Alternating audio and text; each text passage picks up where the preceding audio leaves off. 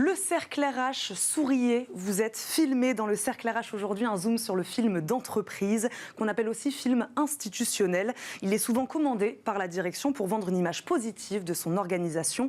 On en parle aujourd'hui avec un réalisateur qui a pris le parti de se moquer, ou en tout cas de nous dévoiler les dessous de cette forme de communication d'entreprise. Bertrand Devet nous accompagne, réalisateur et producteur chez Hier Sur Film, co-auteur donc de la série Corporate, est avec nous. Bonjour Bertrand. Bonjour, merci de nous recevoir. Merci beaucoup à vous d'être avec nous. Yamina Mouka, qu'on connaît bien, nous accompagne également, recruteuse et fondatrice du cabinet Cherche Suzanne. Bonjour Yamina. Bonjour. Vous êtes vous aussi beaucoup intéressée, je crois, aux films d'entreprise. C'est pour ça que vous êtes là avec nous aujourd'hui.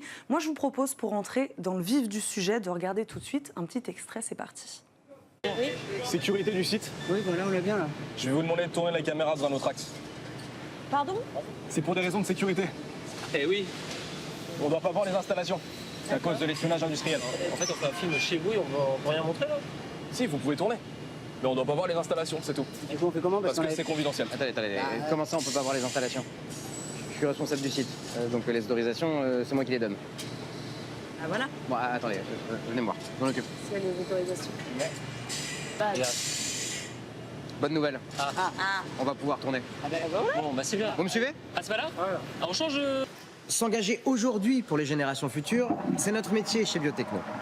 En produisant de l'énergie verte qui respecte l'environnement. Non, mais coupez là. Oui, bah oui, coupé, merci.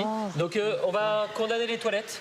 C'est dans la contrainte qu'on crée des belles choses aussi. Michel-Ange, par exemple, tu vois, il faisait pas ce qu'il voulait. Hein. Mais qu'est-ce que tu me parles de Michel-Ange là?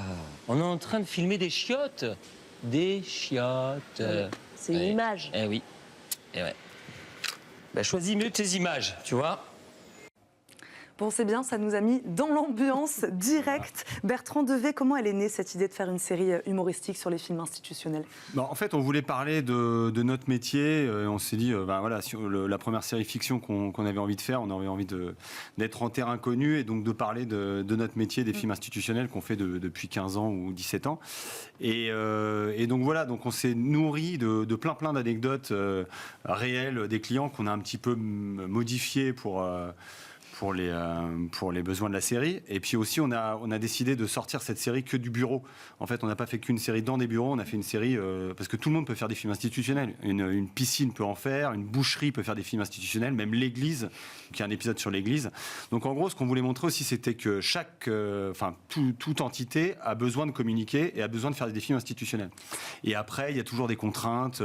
Et en gros, à chaque fois, c'est un scénario catastrophe de cette équipe qui arrive avec des contraintes maximum et qui va devoir s'en sortir pour faire un film ou pas. Vous l'avez vendu à France Télévisions, cette série, c'est quand même un sujet très spécifique, de niche, le film d'entreprise. Comment vous l'avez vendu, ça? Alors, au début, c'est vrai que c'est les retours qu'on a eu. On s'est dit, oui, c'est un sujet de niche, c'est trop l'entreprise. On a déjà vu des séries de bureau, on veut pas de séries de bureau. Il y a déjà eu Working Girl sur Canal, il y a eu The Office aussi, qui était très connu et que c'était un peu la Bérésina derrière. Et en fait, le fait qu'on soit sorti du bureau et qu'on ait une approche vraiment burlesque, ça fait que finalement ça a touché un public assez large et que ça n'a pas enfermé le public dans ces films institutionnels. Voilà, donc et puis en même temps, les gens aiment découvrir un univers qu'ils ne connaissent pas. Yamina, qu'est-ce que vous en avez pensé? On va rentrer un peu dans le sujet, mais juste une petite question comme ça. Qu'est-ce que vous en avez pensé de la série? Alors, en fait, j'avais imaginé tout un discours, et puis finalement, je vais peut-être pas faire de discours. J'allais dire, votre réaction, finalement, elle prouve l'efficacité. Je m'explique.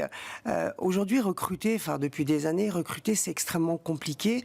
Et effectivement, la marque employeur, elle est fondamentale. Et nous, chasseurs de tête, c'est un discours que nous tenons chaque jour auprès de nos clients. Et des films comme, effectivement, qui sont faits comme ce que fait aujourd'hui Bertrand, montrent à quel point sont des films qui finalement montre de l'humain, de l'émotionnel. Et je vois à votre visage qu'il y a beaucoup d'émotionnel. Et je suis ravie de voir ce genre d'émotionnel parce que c'est ce genre de choses, on le voit chez nos candidats. C'est-à-dire que ce genre de film va provoquer de l'émotionnel chez les candidats. Et c'est ça qu'on attend, en fait. Et je pense que aujourd'hui, c'est fondamental. C'est-à-dire que le film corporate institutionnel qui ne raconte rien, aujourd'hui, n'a plus d'intérêt. Et qui raconte rien ou qui raconte faux aujourd'hui, je pense qu'aujourd'hui, les candidats sont en attente de choses de véridiques, d'authenticité. Et effectivement... Mais donc, selon vous, Yamina, ils peuvent avoir un impact véritablement sur l'image d'une entreprise? Tout a un impact aujourd'hui. Tout a un impact quand on recrute. Un film a bien sûr un impact. Le management a un impact. Les valeurs ont un impact. Et effectivement, ce genre de film va forcément avoir un impact. Alors ça ne suffit pas, mais c'est fondamental. Et effectivement, ça nous sert à nous, recruteurs, parce que effectivement, le candidat va, dès que vous parlez d'une entreprise à un candidat, il va se renseigner, il va tomber effectivement sur ce genre de film. Ça va créer une émotion, ça donne tout de suite quelque chose effectivement d'humain, et tout de suite ça crée quelque chose.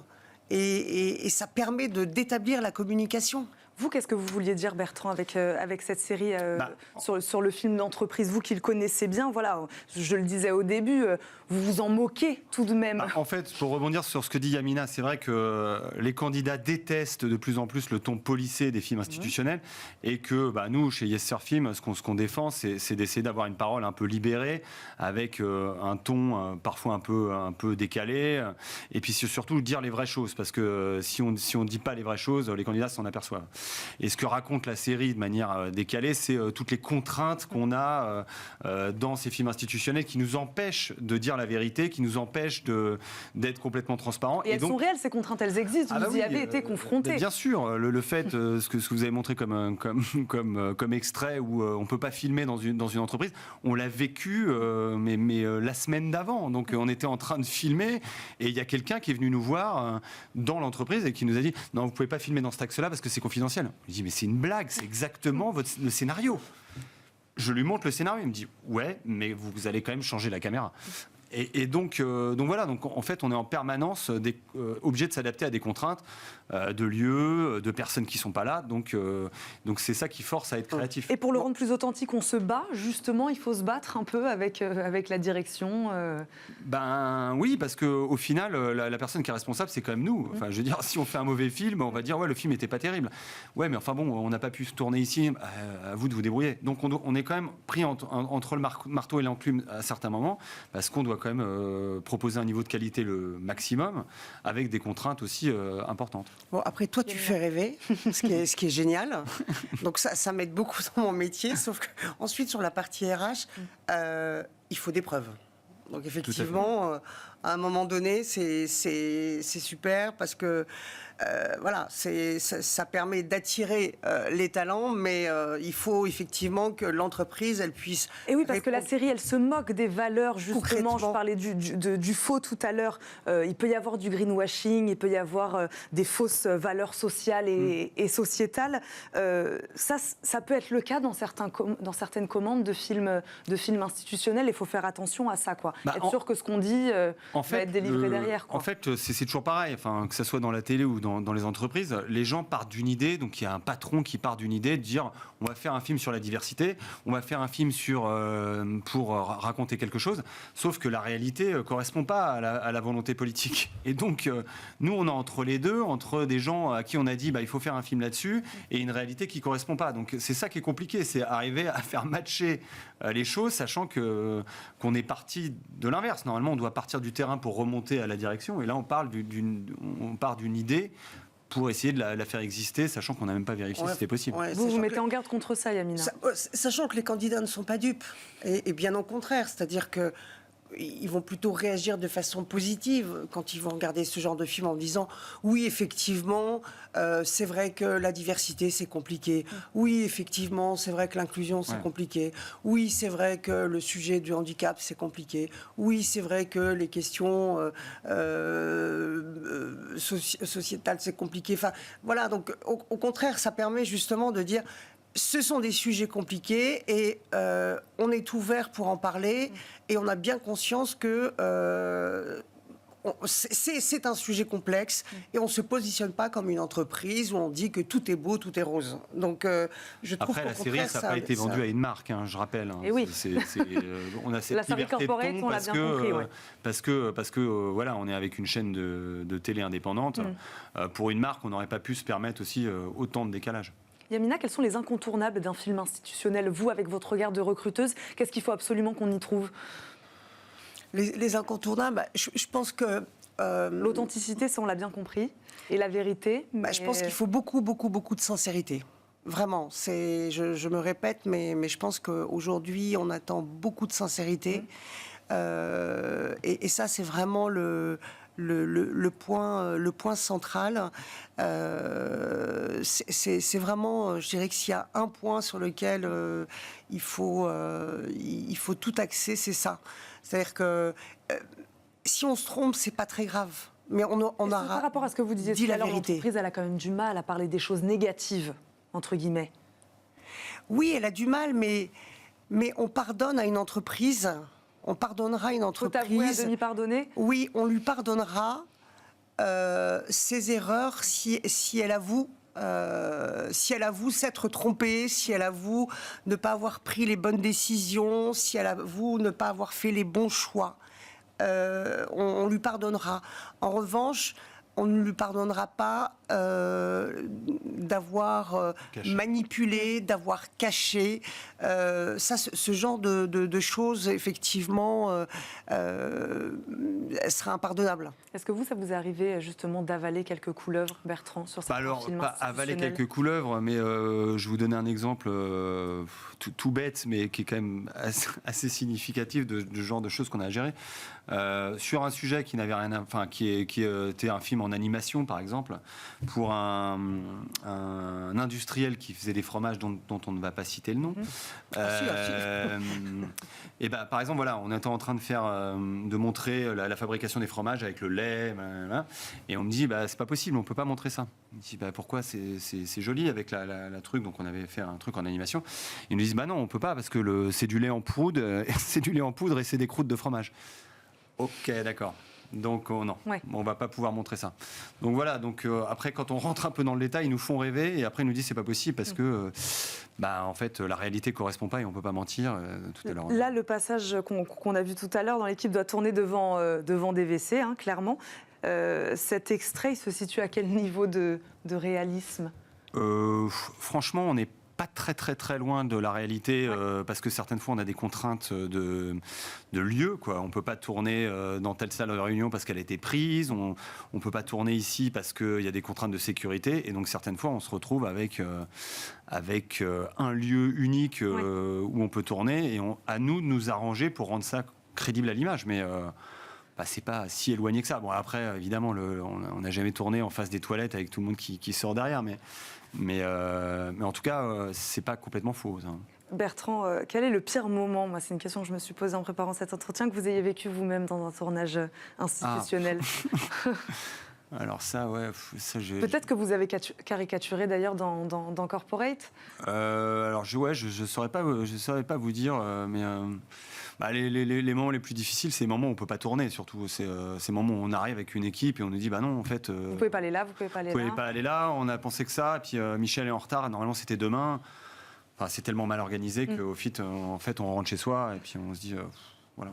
Comment on l'explique ça que les entreprises elles commandent un film et puis quelque part après elles jouent pas le jeu, Yamina? Après, on peut pas non plus condamner les entreprises en permanence. Donc, il faut aussi essayer d'équilibrer les choses. C'est-à-dire que c'est pas simple, ce sont des grandes organisations, on fait pas toujours ce qu'on veut voilà. Les choses ne sont pas si simples et il faut du temps pour faire évoluer les choses. Moi, je le vois au quotidien, auprès de mes clients. Il y a beaucoup de volonté, il y a une envie de faire évoluer les choses et les choses évoluent. Donc effectivement, mais voilà, il faut du temps, il faut de l'accompagnement. Il faut une équipe de professionnels. Il faut une comme équipe de Bertrand. professionnels, effectivement, des gens comme Bertrand et qui feront évoluer effectivement les mentalités. Donc les choses évoluent et ça existe. Voilà, il faut du temps et il faut que ce genre de projet soit porté au niveau de la direction. En fait, c'est surtout ça.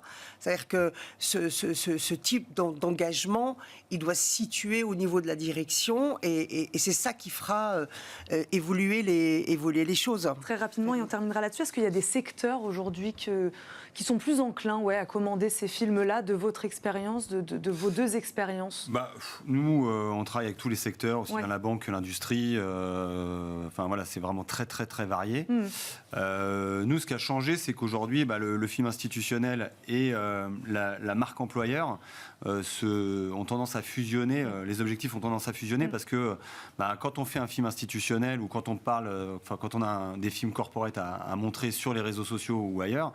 Il y a toujours un message marque employeur derrière parce que derrière on pense toujours aux candidats qui vont regarder ces films-là et à la capacité d'attractivité de l'entreprise. Donc c'est forcément, on a forcément ça en tête et nos interlocuteurs changent depuis quelques années parce que c'est plus que les directeurs de la communication, c'est aussi les directeurs de la communication interne, les DRH.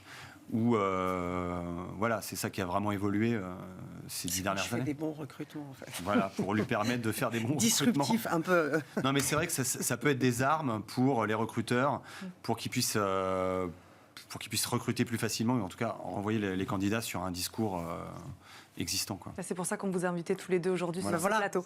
C'est Merci ça. beaucoup Yamina Mouka d'être venue Merci nous voir. à Je vous. rappelle, vous êtes chasseuse de tête au cabinet Cherche Suzanne. Bertrand Devé, évidemment réalisateur, producteur chez Yes Sir Film et co-auteur donc de la série Corporate dont on a vu quelques extraits que je recommande vivement. Merci beaucoup. Merci à Tous vous. les deux d'être venus sur ce plateau. Tout de suite, c'est Fenêtres sur l'emploi.